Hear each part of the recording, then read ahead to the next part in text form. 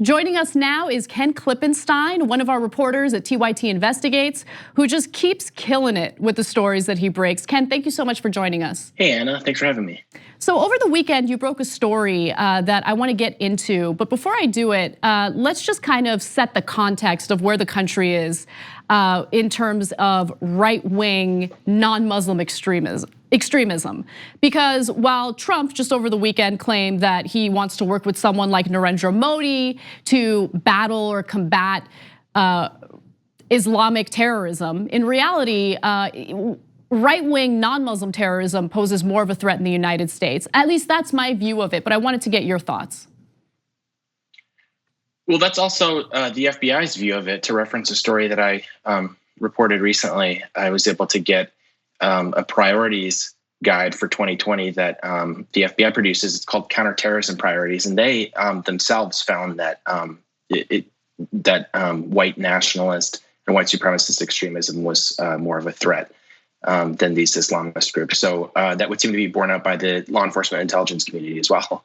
So that's the backdrop of the story that you reported on over the weekend, and it involves a Marine Corps Lance Corporal by the name of Jobe Wallace. Can you tell us a little bit about Jobe and why this story made news? Yeah, so last week, Wallace was supposed to show up for duty at Camp Pendleton. He did not. In the military, that's a very serious thing. After 30 days, that becomes, I believe, desertion, which is a serious crime. So there was an investigation into what exactly happened.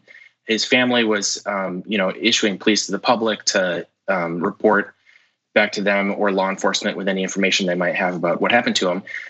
They ended up getting Border Patrol detected the license plate associated with his car, belonging to his car, at a very small border town, population I think a few hundred, known for its undocumented migration through it. And then what I was able to get was an internal FBI report that, according to this report, citing two confidential informants, it said that Wallace had talked about liking to go down to the border and quote take out cartels and human traffickers. And in addition to that, it said that he had become dissatisfied with his time in the Marines and was hearing voices. At the time that I got this, report, I was pretty shocked, and the person that provided it to me was as well, for the reason that the FBI didn't notify the public about this. It seems like they kept this all quiet. The public statements and the media coverage surrounding it seemed to suggest that, it's just an ordinary, everyday soldier that maybe he got lost, maybe got abducted, who knows what. Please help us. And they left out this crucial component that my source and I thought, posed a threat to the public safety. So here you have a member of the Marines who clearly has a mental health condition. He is armed. He is threatening to take vigilante actions against who he deems traffickers. And the FBI is keeping this story quiet. What is your read on that? Do you think that was an intentional move by the FBI? Do you think the FBI was trying to somehow protect him? Or do you think that they were maybe keeping this on the DL, hoping that it wouldn't alarm residents in the area?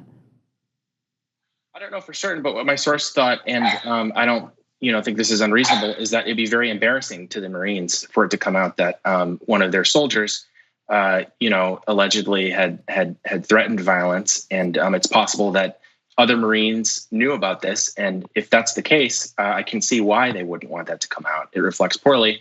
In addition to that, over the course of my reporting, I was able to find that this individual's unit was actually stationed as a border detail. You'll recall that under President Trump, and as an emergency declaration, general militarization of the border, the military is actually assisting Customs and Border Patrol.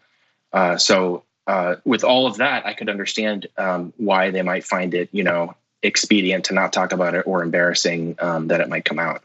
So talk to me a little bit about what influenced Wallace to move forward with this plan, because his Twitter account does pinpoint some of the individuals that he seems to trust. Yeah, so I tried to conduct a review of the available social media, which was a Twitter account and an Instagram. His Facebook didn't really seem to have any very much content in it, and neither did the other two. But what I was able to find was numerous pictures of him posing with automatic weapons, a picture of him posing in front of Trump Tower, And on his Twitter account, he followed President Trump, his sons, I believe Pence as well. And I'm not cherry picking here. He only followed about 14 accounts. And one of them appeared to be an alt-right account that, and I quote, someone who covers this stuff, this person said that this account was sort of trafficking in kind of far-right hysteria about birth rates in the West declining and that kind of thing. So from the evidence available, and again, there's not a whole lot, it does seem like that there was a right-wing political affiliation, and perhaps mixed with the alleged voices that this person was hearing, that may have been a sort of recipe for something not good to happen. Unfortunately, he was apprehended late last night without incident, but I was very concerned and tried to get the story out as quickly as possible. Yeah, only to notify the public. Do you have any details on how the authorities found him and the nature? Is he under arrest? Where is he today? So the Naval Criminal Investigative Service, which is like the law enforcement branch of the Defense Department, arrested him in Arizona, and they refused to comment on why. The reporting around it, they notified me as soon as I got them because they knew that I was reporting the story. And actually, when I brought the leaked FBI documents to them, they didn't dispute them, but they also wouldn't, comment or try to clarify or provide any sort of context. And they still won't. And other media now are asking them why he disappeared. The family also is not commenting on it. And so we're going to have to see what happens. I'm not entirely optimistic that we'll see a big investigation of this kind of thing, if only because they might not want to know what they find out, because we don't know if the allegations of the document are true. Perhaps other components of the military knew and had evidence that he was talking about this stuff, and that of course would be something they try to hide. So we have this dangerous cocktail during the Trump administration, because on one hand you have members of the military who have gone through multiple deployments. They're not getting the mental health care that they need to keep themselves mentally sound following all of these, instances of violence they've witnessed quite a bit. And then you have Donald Trump and members of the alt-right constantly doling out these conspiracy theories, putting out this propaganda about how we should all be afraid of the others, they're coming to get us. And so there's really a lot on the line when it comes to the future of this country and our safety. Let's keep it real. So, when I think about that, I'm really curious, what your thoughts are about this upcoming election, because there are so many things you can point to when it comes to Donald Trump and how he is not keeping this country safe. I mean, we just had a shooting in El Paso where dozens of people were gunned down by an anti-immigrant individual who posted his anti-immigrant manifesto before opening fire. So do you at any point feel like sometimes us on the left, we focus too much on nitpicking candidates as opposed to maybe looking at the bigger picture of ensuring that we beat Donald Trump? I don't think it has to be an either-or proposition, but I agree 100% with you that there does appear to be a rise. And again, this is not a far left activist groups saying this. This is our own intelligence and law enforcement agencies saying that there is a rise in the threat posed by white nationalist and white supremacist groups. And I wish that the resources we committed to it would be commensurate with the risk, instead of all this money going to border stuff that comparatively does not appear to present anywhere near the amount of threat.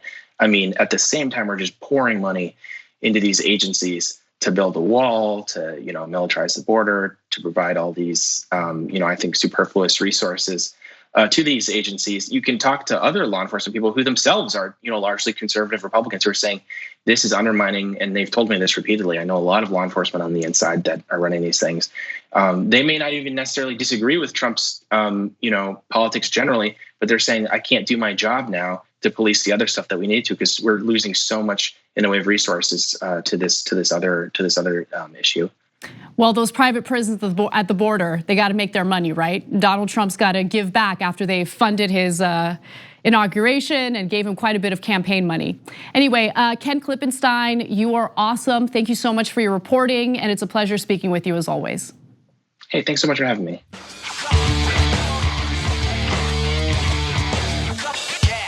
Did you know that TYT Network is now available on YouTube's new streaming platform, YouTube TV? Get access to full TYT episodes and exclusive shows by signing up for YouTube TV today. All new subscribers get a 7-day free trial, so head over to youtube.tv and search for the TYT Network channel.